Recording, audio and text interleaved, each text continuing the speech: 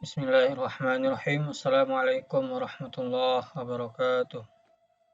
Alhamdulillahirabbil alamin.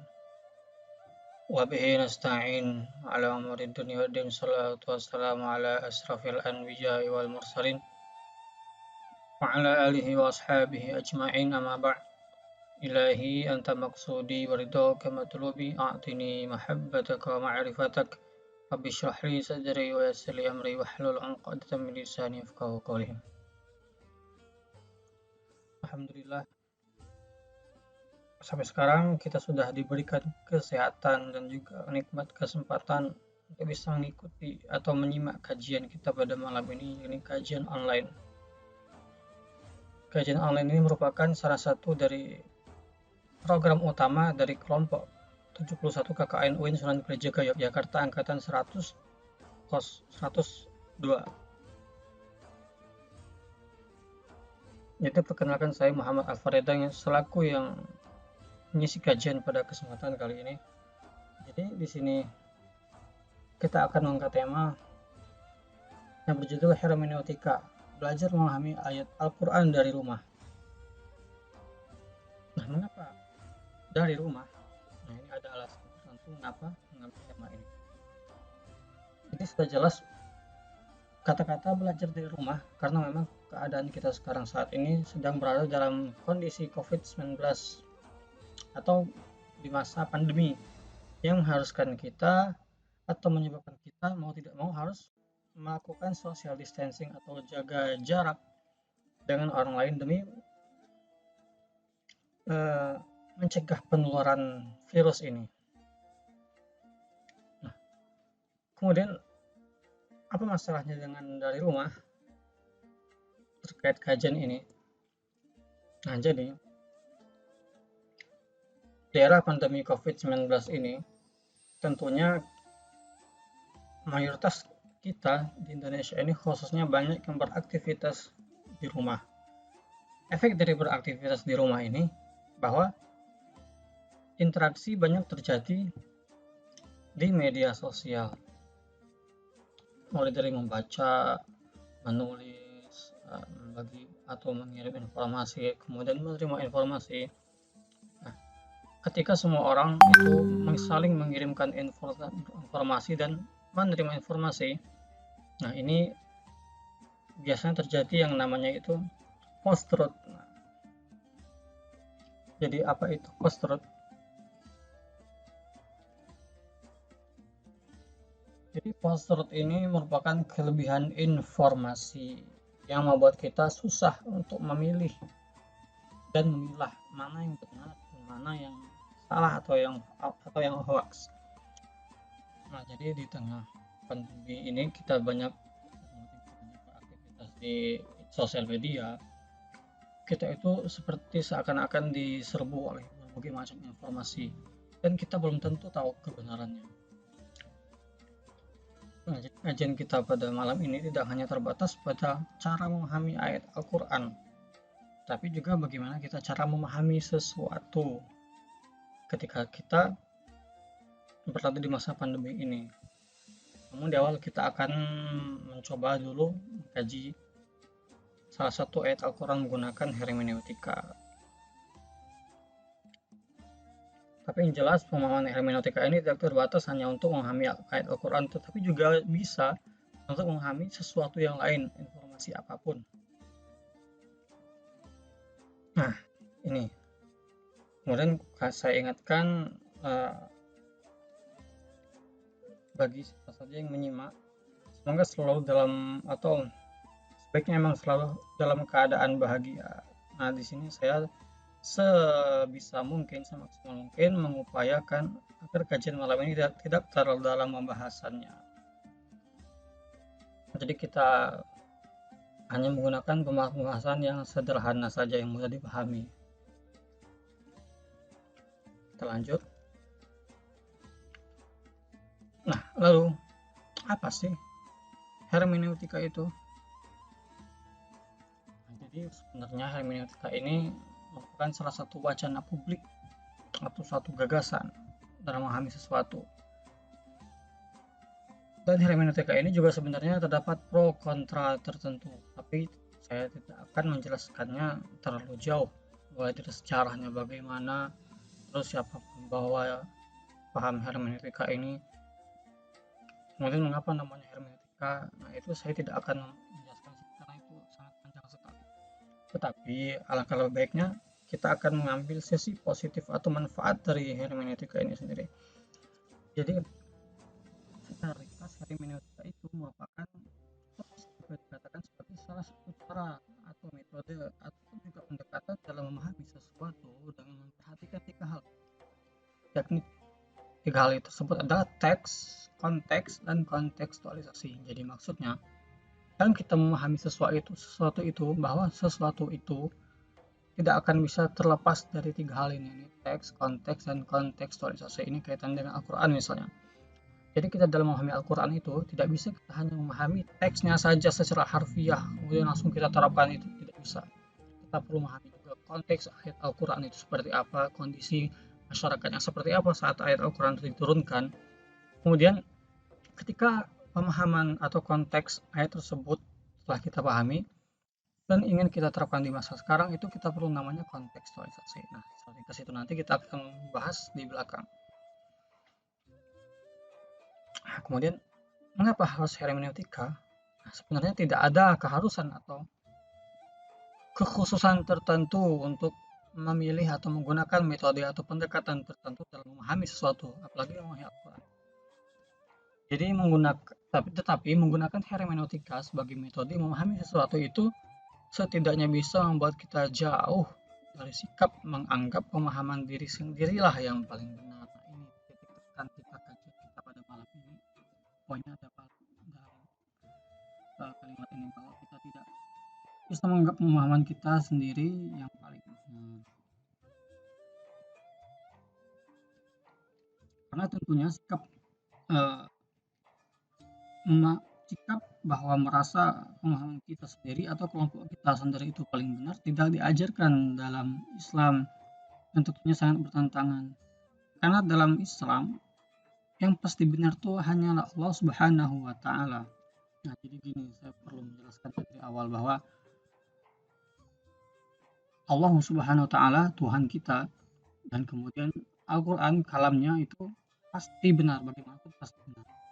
Cuma pemahaman manusia, siapapun itu manusianya, pemahaman manusia terhadap Tuhan, terhadap kitab sucinya itu belum tentu benar, pun juga belum tentu salah. Melainkan kita bisa mengatakannya sebagai mendekati kebenaran lah. Jadi kita tidak bisa mengklaim bahwa kebenaran itu ada pada pemahaman manusia, karena kebenaran itu hanya pada Allah. Itu maksudnya dari kata-kata kalau kita pernah mendengar kalimat bahwa kebenaran hanya ada pada Allah, itu maksudnya itu bahwa kita hanya bisa berusaha semaksimal mungkin agar pemahaman kita itu mendekati kebenaran seperti yang Allah kehendaki, karena bagaimanapun juga manusia itu tidak bisa untuk mengetahui kebenaran yang dimaksud atau yang dikehendaki oleh Allah. Nah, itu poinnya. Nah, kita masuk kepada 3 asumsi dasar hermeneutika. Nah, jadi kita tidak akan membahas secara dalam. Jadi ini setidaknya bisa menjadi tambahan pengetahuan kita juga untuk meluaskan pengetahuan atau ilmu kita. Jadi 3 asumsi dasar hermeneutika ini, yang pertama itu bahwa para penafsir itu adalah manusia. Jadi maksudnya siapapun orangnya yang menafsirkan teks kitab suci, atau katakanlah teks kitab suci Al-Quran, siapapun orang yang menafsirkannya, tetaplah ia hanya manusia biasa yang lengkap dengan segala kekurangannya, kelebihannya, dan juga kesementaraannya, karena dia terikat oleh suatu ruang dan waktu tertentu. Nah, asumsi ini maksudnya bahwa manusia itu tidak akan bisa lepas dari ikatan historis dan pengalaman hidupnya, di mana ikatan historis tersebut sedikit banyaknya akan membawa pengaruh dan mewarnai corak penafsirannya. Tidak heran jika nantinya muncul beragam penafsiran. Nah, jadi tidak ada penafsiran atau pemahaman yang mutlak benar, karena penafsiran seseorang terhadap sesuatu itu pasti dipengaruhi oleh konteks sosialnya pun juga konteks psikologinya saat dimana orang itu memahami. Nah, kemudian asumsi dasar yang kedua, bahwa penafsiran tidak lepas dari bahasa, sejarah, dan tradisi. Jadi salah satu penafsiran itu tidak bisa sepenuhnya mandiri berdasarkan teks, tetapi pasti terkait dengan muatan historis atau muatan sejarahnya. Muatan historis atau sejarah saat teks itu muncul maupun saat teks itu ditafsirkan.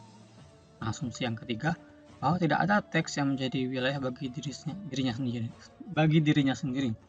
Dalam hubungannya dengan ayat Al-Quran, bahwa kita memahami wahyu harus dalam kerangka kondisi masyarakat tertentu di mana wahyu itu turun. Nah, jadi ini terkait dalam agama kita tuh, dalam kajian Islam itu biasanya bisa kita sebut sebagai asbabun nuzul. Kalau dalam hadis itu asbabul wurud hadis. Lanjut lagi. Nah, berdasarkan tadi kita sudah melihat dan menyimak dan ataupun juga mengetahui 3 asumsi dasar hermeneutika, kita bisa melihat bahwa asumsi-asumsi tersebut tidak hanya memperhatikan teks namun juga konteks. Tapi sebenarnya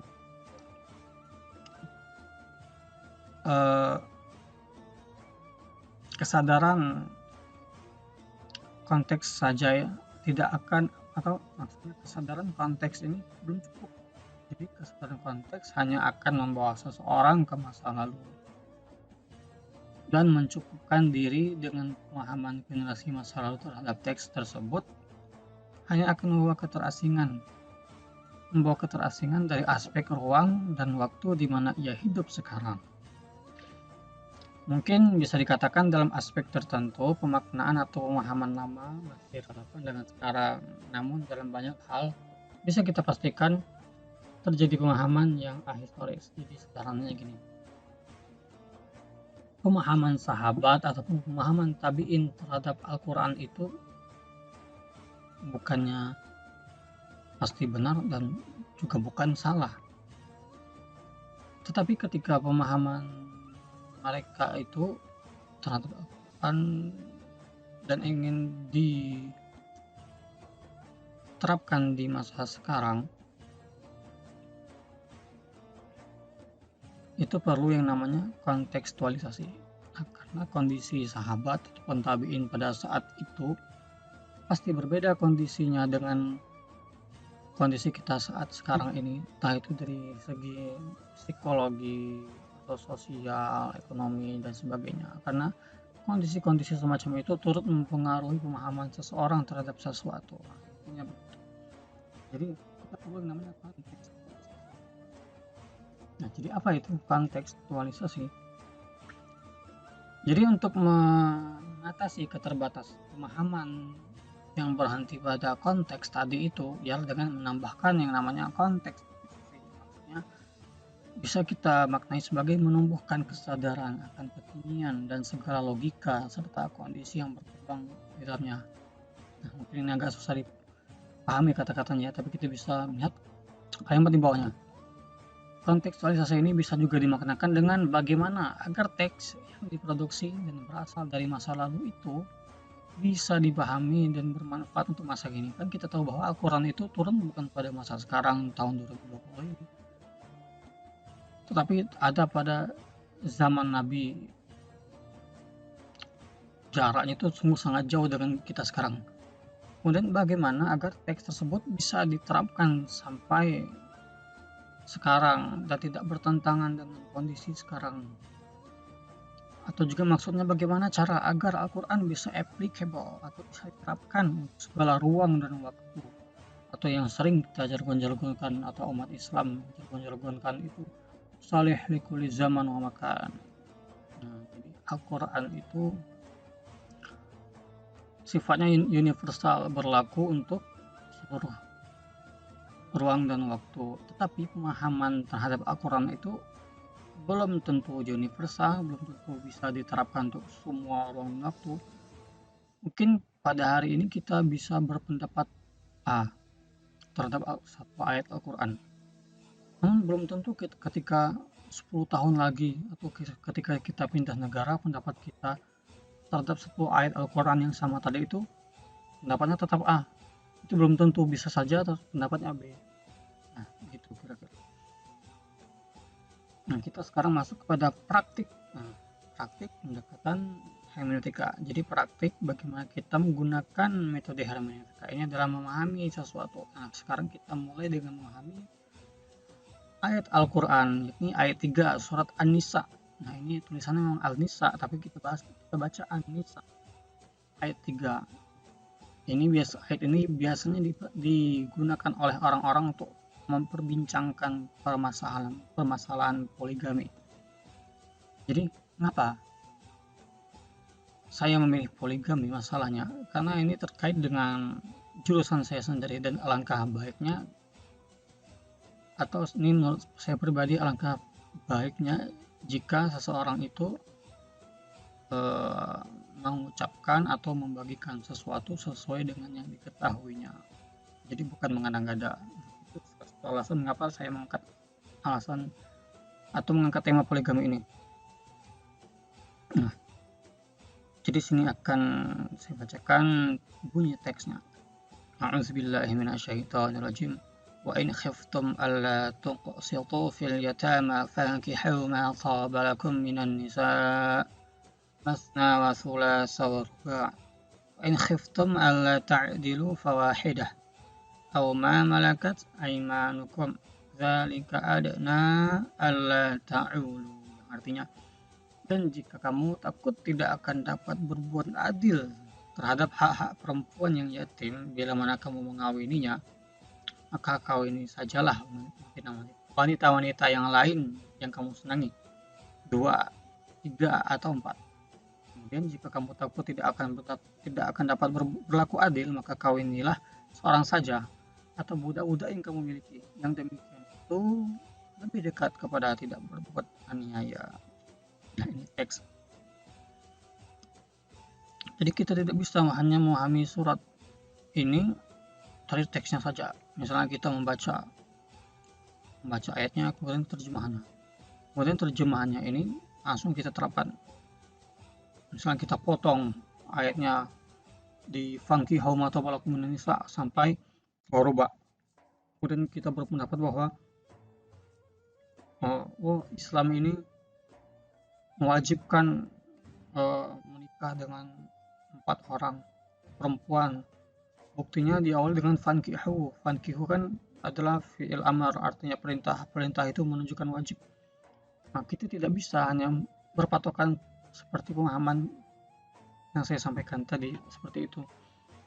Kita juga perlu mengetahui konteksnya, tidak hanya terpaku pada teksnya. Gimana konteks ayat ini?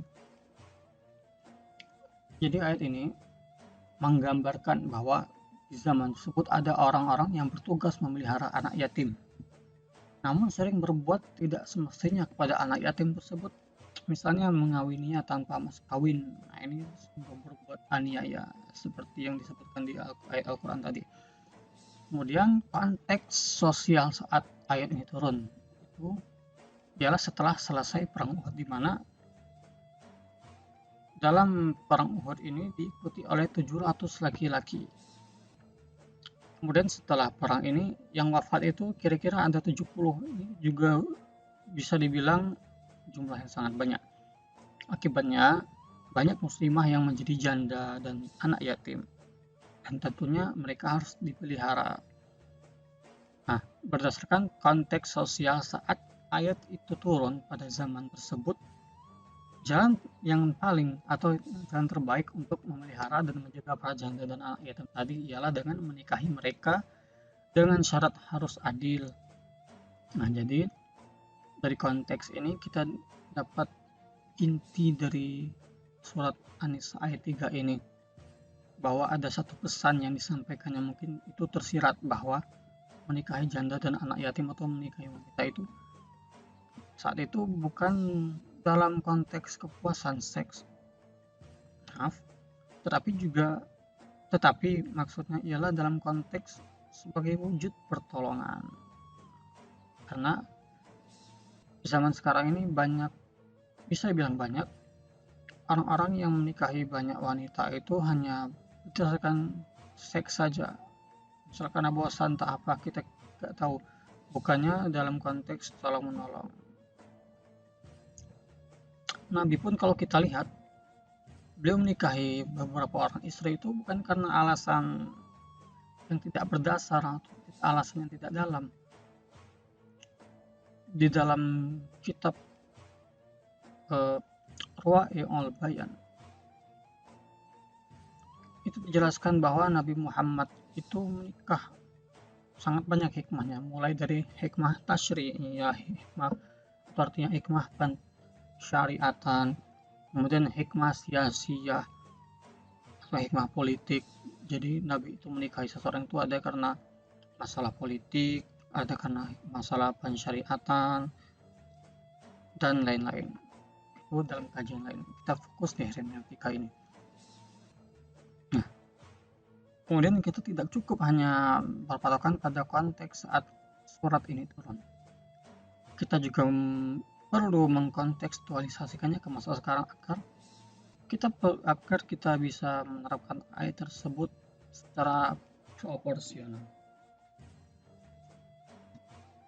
Nah, jadi di awal kita sudah bilang bahwa segala sesuatu itu atau pemahaman itu tergantung pada ruang dan waktu tertentu.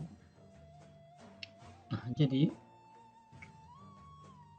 ruang dan waktu saat ini, misalnya contohnya saja di Indonesia mengenai masalah ini, yakni perkawinan ataupun perkawinan poligami ini,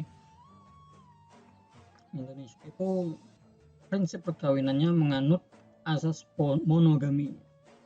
Ini terdapat dalam Undang-Undang Nomor 1 Tahun 1974 Pasal 3 Ayat 1. Namun Indonesia bukannya melarang poligami, meskipun prinsip perkawinannya adalah monogami, tetap ada kemungkinan atau membolehkan melakukan poligami. Syaratnya maksimal 4 dan harus mendapat izin pengadilan. Selain itu syaratnya juga pastinya harus berbuat adil. Jadi ini tidak hanya harus dapat izin pengadilan, namun juga dapat persetujuan dari istri pertama.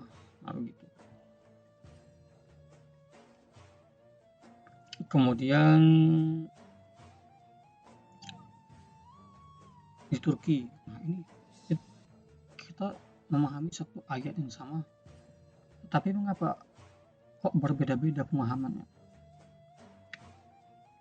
Kalau di Turki itu bisa dikatakan negara yang pertama kali itu melarang poligami.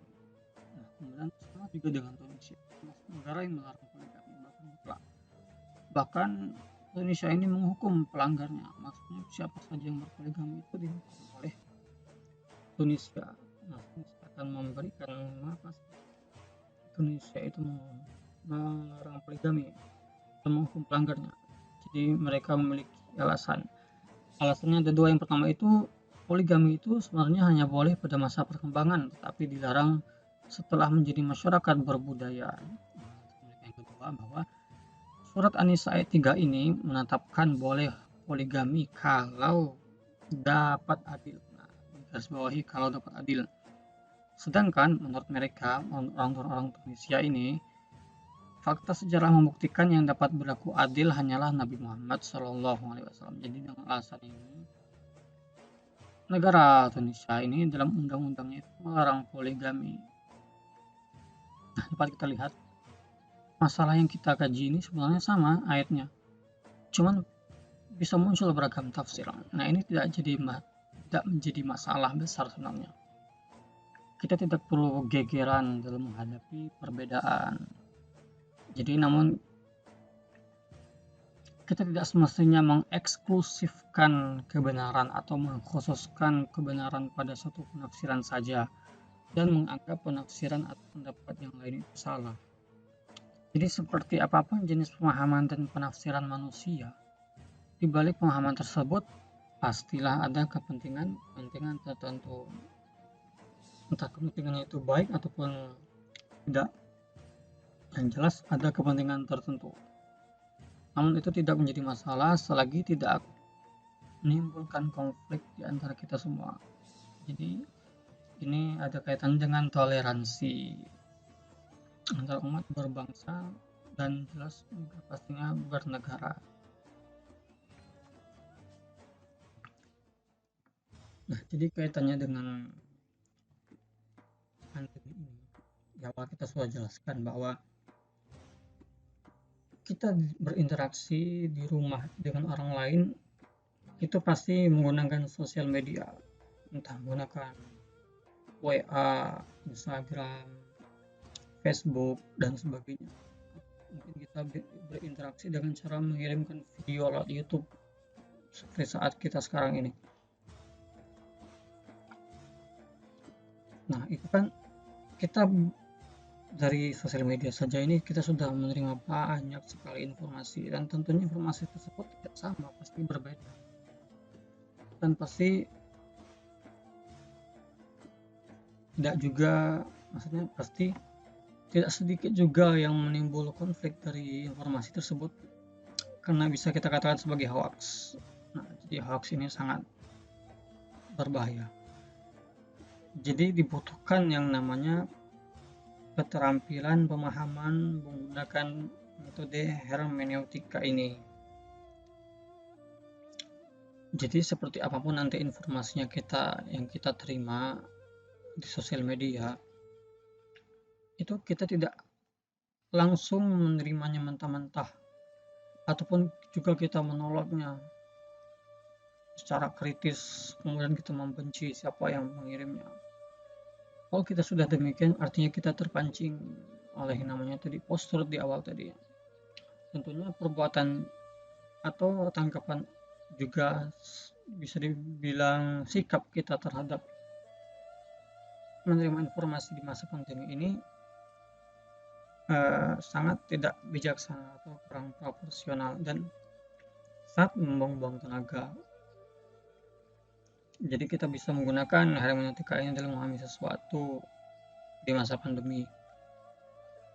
Misalnya kita menerima satu informasi, misal satu tema informasi di Instagram lah misalnya, cuman beragam pendapatnya, yang satu bilang pendapatnya A, satu B, satu C, wah, mungkin bisa sampai Z kalau zaman sekarang. Nah, kemudian kita pasti gak tahu mana yang paling benar di antara pendapat tadi, karena kita hanya melihat kebenarannya dari satu perspektif, ini perspektif sosial media. Kita tidak terjun langsung melihat kenyataannya bagaimana. Nah, jadi kita bisa menggunakan hermeneutika ini. Jadi kita bisa memilah dan memilih mana yang sekiranya itu bermanfaat, mana yang lebih mendekati kebenaran. Dan setelah kita dapat kebenarannya, kita yakini kita tidak boleh mengkhususkan kebenaran kita ini dan menganggap kebenaran yang diyakini orang lain itu salah. Lanjut saja. Nah, tadi kita lagi, ini ada problem baru yang harus diakui, bahwa kalangan umat beragama memiliki satu penyakit yang dapat dikatakan akut dan menjadi sumber bagi konflik di kalangan mereka sendiri, yaitu truth claim. Jadi apa itu truth claim? Nah, jadi truth claim itu adalah kondisi di mana terjadinya ketika seseorang atau sekelompok orang menyatakan bahwa miliknya, pemikirnya, idenya, atau pandangannya lah yang paling benar dan yang lainnya adalah salah.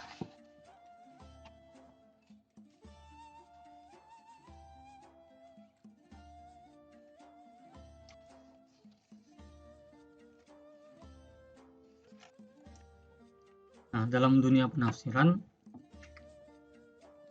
truth claim ini tampak dalam bentuk sikap a priori dan memandang bahwa penafsiran dan pemahamannya lah yang paling benar dan yang lain adalah salah. Nah, disinilah kiranya peran hermeneutika memberikan pelajaran bahwa sebenarnya setiap ide, pemikiran, ataupun penafsiran itu sangat dipengaruhi oleh konteks dan misi serta kepentingan tertentu. dari sang penafsirnya, sehingga sangat tidak bijaksana untuk menyalahkan yang lain dan membenarkan dirinya sendiri secara a priori. Karena setiap pemahaman itu pasti ada sisi-sisi kebenaran. Karena setiap pemahaman itu pasti ada sisi-sisi kebenarannya. Namun juga tidak mungkin sempurna dan memiliki aspek-aspek kelemahan dan kesalahan. Jadi setelah kita mengkaji lebih jauh mulai dari awal sampai sekarang, lalu apa yang harus kita lakukan? Nah, jadi setiap orang itu hanyalah bisa berkarya dan berperilaku sebaik mungkin sesuai dengan kebenaran yang diyakininya, sekaligus berlomba secara adil dan fair dengan yang lain sebaik-baiknya dalam kebaikan. Nah, jadi ranah pemahaman itu hanya kita jadikan konsumsi pribadi saja, karena ranah pemahaman itu belum tentu benar untuk semua orang. Jadi kita hanya konsumsi pribadi, kemudian kita bersikap sebaiknya sesuai dengan kebenaran yang kita yakini, asal tidak menimbulkan konflik di masyarakat. Nah, segitu saja kajian kita pada kesempatan kali ini. Nah, jadi kesimpulannya bahwa di masa pandemi ini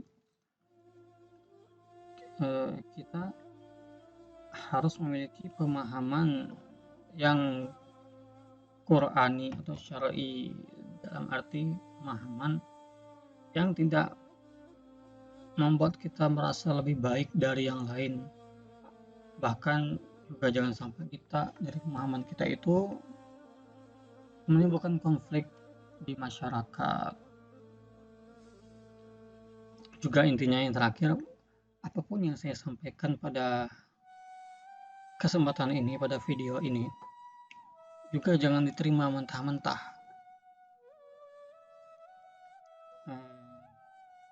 Para penonton ataupun penyimak sekalian bisa mengkritik, bisa memilah, ambil yang bermanfaatnya saja, ambil positifnya saja. Karena kebenaran itu hanya ada pada Tuhan, hanya pada Allah Subhanahu wa Ta'ala.